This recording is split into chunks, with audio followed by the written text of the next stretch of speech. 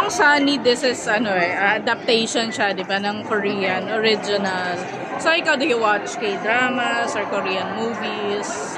Yes, lalo na po ng pandemic, nakahiligan ko talaga yung K-drama. Ano yung mga tumatak sa'yo na movies and... Yung movies, tumatak talaga sa akin. More on K-drama po ako. Pero sa movies, isa yung Miracle in Cell No. 7. Like, grabe. Doon pa lang nung napanood yung Miracle in Cell No. 7, parang nahook na ako sa K-movies. And then, nung pandemic na, nahook ako sa K-drama.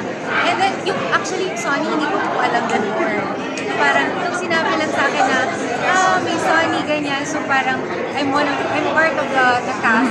So, nung pinanood ko siya, very heartwarming po talaga. And I really like the film.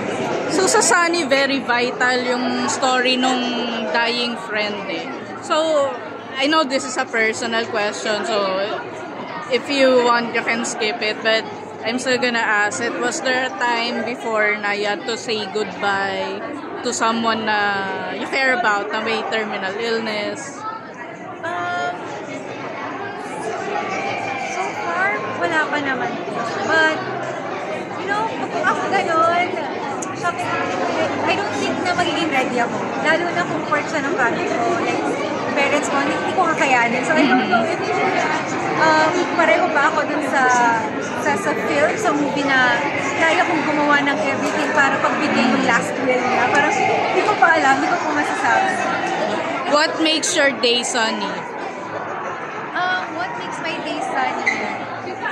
Siguro, ako for me, like, pag gumigising ako everyday. Kasi parang, for me, it's another day. Another day for me na kahit siguro bad day yung kahapon, at least another sunny day. Parang ganun po. So, ayun, everyday is a sunny day. So, last question. Ano yung tingin mo dun sa, di ba meron ngayon na adaptation ng What's Wrong with Secretary Kim, si Kim Cho and Paolo Avellino. Ano yung tingin mo sa casting nila? And napanood mo na ba? Yeah, napapanood ko po yung clips, yung mga teasers sa social media accounts ng mga actors.